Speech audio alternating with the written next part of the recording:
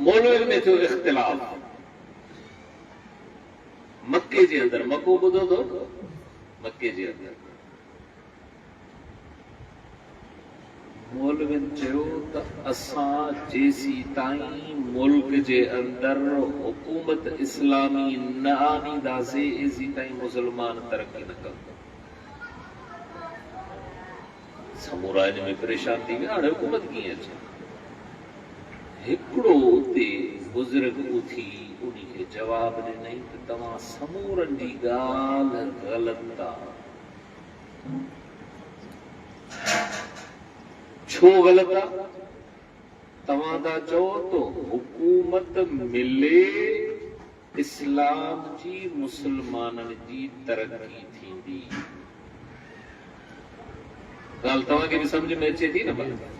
हुकूमत मिले पोइ छा थींदो? इस्लाम ऐं मुसलमाननि जी तरक्की थींदी। इहा ॻाल्हि मूंखे मञण में नथी अचे। उन्ही बुज़ुर्ग चयो त ॻाल्हि असुल इहा आहे त हुकूमत मिलण खां पोइ इस्लाम मज़बूत न थींदो। असुल ॻाल्हि आहे त इस्लाम ते अमल कयो पोइ हुकूमत मिलंदी। अल्लाह साईं बि क़ुरान शरीफ़ जे अंदर इहो वाइदो फरमायो, वअदल्लाहु लज़ीना आमनू मिनकुम व अमिलुस सालिहात। इहा आहे ला यस्तखलिफन्नहुम। अल्लाह तो फरमाए त मुंहिंजो तव्हां सां वाइदो आहे। कहिड़ी शइ? तव्हांखे हुकूमत ज़रूर ॾींदुसि, पर शर्त आहे त ईमान ऐं अमल सालिह, माना इस्लाम ते अमल कयो। अॻु में असां इस्लाम ते पाण अमल कयूं पोइ हुकूमत मिलंदी। ईअं न आहे त हुकूमत मिले त पोइ इस्लाम ईंदो। त असल शइ आहे मार्स जो त जमात जो मक़सद त सम्झोसीं त हिन मुल्क में छा थिएव? इस्लामी इस्लामी कानून ईंदो कीअं? असां इस्लाम ते अमल कयूं त अलाह जो वाइदो आहे पोइ तव्हांखे इस्लाम जी हुकूमत। अफगानिस्तान तव्हां ॿुधो आहे न? अफगानिस्तान में हाणे इस्लामी हुकूमत आहे। तालिबान जे नाले सां हिते बि तहरीक आहे। जमीयत उलमा इस्लाम हिकिड़ी जमात बि आहे, हिकिड़ी तहरीक बि आहे। उते बि हिकिड़ी जमात बि ही तालिबान, हिकिड़ी तहरीक बि। उन्हनि खे इस्लाम मिलियो, निज़ाम मिलियो। छो मिलियो? इन करे त उन्हनि अॻु में इस्लाम खे पंहिंजे पंजनि फुटनि ते, पोइ घर में, पोइ रिश्तेदारनि में, पोइ ॿाहिरि फैलायो। जमीयत उलमा इस्लाम जे प्लेटफॉर्म ते असां जेके आहियूं, शुरूआत अॻु में पाण खां असां डायरेक्ट वञी वज़ीर आज़म शहबाज शरीफ, सदर ज़रदारी जी गिरबान में हथ न विझो। अॻु में पंहिंजे मथां इस्लाम फिट कयो। हाणे इस्लाम जी कोशिश ॿाहिरि कयो त इस्लाम। त असल बुनियादी शइ इहा आहे त इस्लामी हुकूमत या इस्लामी निज़ाम तॾहिं ईंदो जॾहिं असां पाण इस्लाम ते हलूं ऐं इस्लाम ते अमल कयूं। तॾहिं असांखे इहा शइ मिली सघे थी। ॿी शइ आहे असांजी जेका ज़हन में हूंदी आहे, हिकिड़ो फ़र्क़ु ज़रूर सम्झो। इस्लामी निज़ाम ऐं दुनिया जे ॿियनि निज़ामनि में फ़र्क़ु आहे। इस्लामी प्लेटफॉर्म ऐं ॿियनि प्लेटफॉर्मनि में फ़र्क़ु आहे। इस्लाम जो पंहिंजो मिज़ाज आहे। इस्लाम अल्लाह साईं अहिड़ो निरालो निज़ाम रखियो आहे जो तव्हां सां उनखे सही नमूने सां सम्झी उन्ही ते हलूं, उन्ही ते अमल कयूं। असांजो इहो हलण, अमल करण, इहो ख़ुदि ॿियनि जे लाइ राह हमवार कंदो। असांखे कंहिं शइ जी ज़रूरत न पवंदी। छो त निशानी हक़ जी। हाणे हिन में हिकिड़ो फ़र्क़ु आहे। बाज़ ऐं झिरकी सुञाणींदा हो न? बाज़ ताक़तवर या झिरकी? बाज़ झिरकी जो जहिड़ो थी, बाज़ झिरकी खे मारे त हर को तारीफ़ कंदो तारीफ़? काॾे ताक़त में फ़र्क़ु? काॾे झिरकी, काॾे बाज़? झिरकी बाज़ खे मारे न, पर बाज़ जे हमले खां चंबे खां पाण खे बचाए निकिरी वञे दर पहुचंदो त हिरगी जी कर दिया। फर्क इहो अथव। नबी सल्लल्लाहु अलैहि वसल्लम फरमायो, हदीस पाक में आहे, नबी साईं फरमायो त तव्हां कॾहिं बि बातिल खां ताक़त जे ज़ोर ते फतह हासिल न कंदव। ताक़त जे ज़ोर ते बातिल खे शिकस्त न ॾींदव। हिकु शइ। ॿियो अॻिते फरमायो त तव्हां घणाई जे करे बि बातिल खे शिकस्त न ॾींदव। जो तव्हां घणा थियो, तव्हां में ताक़त अचे, हाणे बातिल कमज़ोर थी शिकस्त खाई वञे न थींदो। नबी साईं त फरमाए क़यामत ताईं बातिल जी ताक़त तव्हां खां घणी। हाणे तो मुल्क सॼी दुनिया में मुसलमान घणा या काफ़र घणा? काफ़र घणा है? वसाइल जे एतबार सां हर शइ जा वसाइल ओ जंगी वसाइल ताईं मुसलमाननि वटि वधीक या काफ़रनि वटि वधीक? इहा शइ सम्झो था। पंजे ताली मुल्क जंहिंखे नेटो चवनि था, इहे उहे मुल्क जन मुल्क जूं फौजां हिकिड़ा अहिड़ा मुल्क आहिनि जन मुल्कनि खे पंहिंजी फौज कोन्हे, उहे बि इन में दाख़िल थिया जंग में। उन सां गॾायूं त 90 मुल्क थिए थो।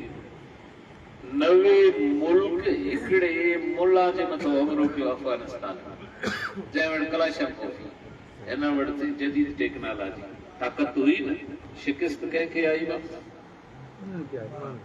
जेके घणा हुआ जन खे ताक़त। इहो मां नथो चवां, हाणे ई मौजूदु आहे, पुराणे साहबा जे दौर जी ॻाल्हि बि कोन्हे। मुला को ॻाल्हि करे वियो हाणे अफगानिस्तान में।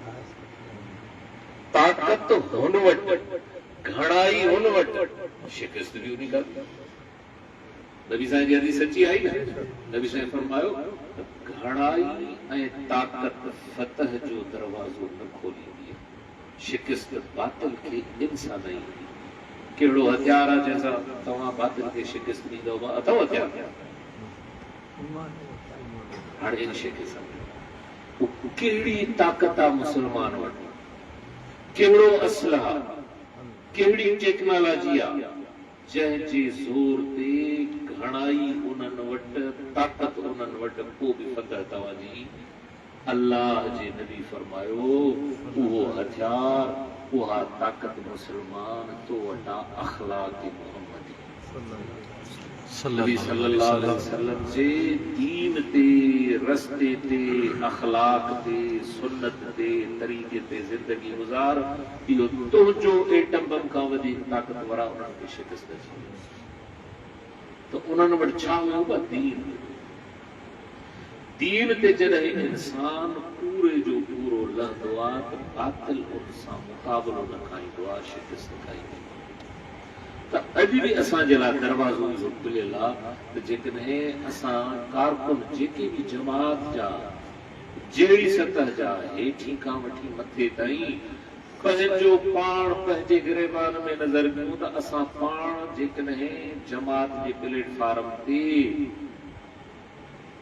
जमात जी दावत ॿाहिरि ॿियनि खे ॾियूं था त अॻ में पाण उन ते अमल कयूं, हाणे असां ॿियनि खे दावत ॾींदासीं त उनजो असर थींदो। पर जेकॾहिं पाण अमल नथा कयूं त हाणे असांजी दावत असर न कंदी। असां इहो मक़सदु हो इस्लामी कानून वारो हासिल करे न सघंदासीं। केतिरियूं तव्हांखे मिसाल ॾियूं, टाइम घणो गुज़री वेंदो। त बुनियादी शइ आहे त असां पंहिंजो इस्लाह, असां पाण खे अॻ में ठीकु कयूं। असांजे अंदरि जेके ख़ामियूं, असां उन ते वेही करे उन ख़ामियुनि खे ख़तमु कयूं। हाणे छा थींदो? हाणे इहो थींदो त जमात जमियत उलमा इस्लाम जे प्लेटफार्म ते, मिसाल तौर सैफुर रहमान आहे, जमात जो कारकुन आहे, उहिदेदार आहे, जेकॾहिं चारई तरफ़ जो गिरेबान साफ़ आहे, मुआशरे में, कारोबार में, उथण में, वेहण में, मथे खां वठी पेरनि ताईं सचो आहे, त ॿाहिरियों माण्हू उन जी सचाई खे ॾिसी पाण सही रस्तो वठंदो त हिन जमात में वाह जो हे माण्हू आहे, त माना हिन जमात जो प्रोग्राम कहिड़ो आहे।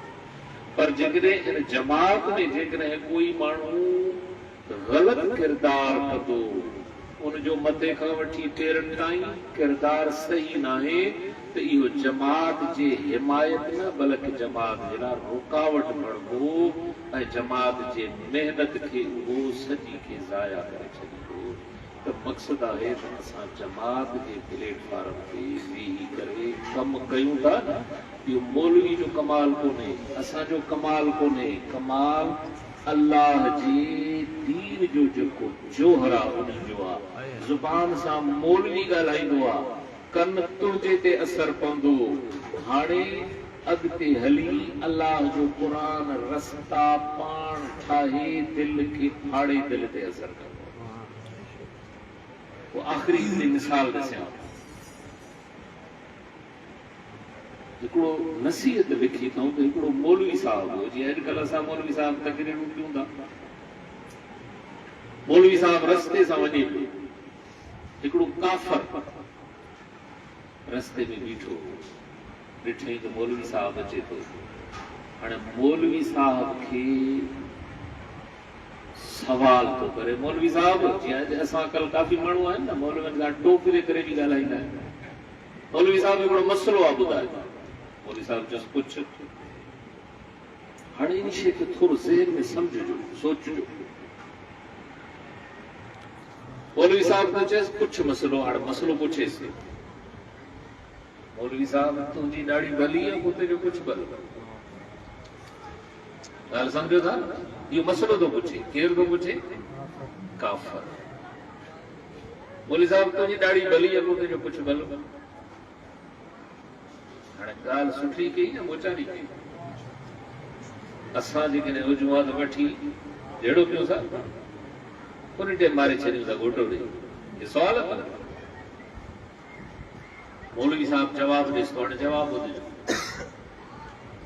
मौलवी साहब चवेसि त जे मुंहिंजो ईमान सां ख़ात्मो थियो त मुंहिंजी ॾाढी भली, जे मां बेईमान थी मरी वियुसि त पोइ पोते जो कुझु अब मसलो जवाब सही ॾिनो। जवाब मौलवी साहब सही ॾिनो। नतीजो छा निकितो? नतीजो इहो निकितो, लिखनि था त मौलवी साहब जो जवाब ॾेई ज़बान बंदि कई, काफ़र कलम भरे मसलो। इन्ही खे उलमा लिखियो आहे हिकमत। हिकमत हे डॉक्टरनि वारी न, क़ुरान में हिकमत जो लफ़्ज़ आहे। अल्लाह से क़ुरान में फरमाए थो उदउ इला सबील रब्बिका बिल हिकमत। मुंहिंजे दीन ॾे माण्हुनि खे सॼो हिकमत सां। हाणे मौलवी साहब दीन जी कलमे जी दावत ई न ॾिनी, हिकमत सां ज़ुबान सां जवाब ॾिनई। अॻिते कमाल अल्लाह साईं जो, अल्लाह जे दीन जो आहे। दिल जा दरवाज़ा खोले कलमो नसीब थे। अॼु बि जेकॾहिं दीन जो कमु तव्हां सां हिकमत सां कयूं, मौलवी जो कमु ज़ुबान सां लफ़्ज़ चवण, इंसान जी दिल फाड़े अंदर असर करण अल्लाह जे क़ुरान। अल्लाह जो आहे अल्लाह से तव्हां असांखे हिन जमात सां पूरी ज़िंदगी गुज़ारण जी तौफ़ीक़ अता फरमाए।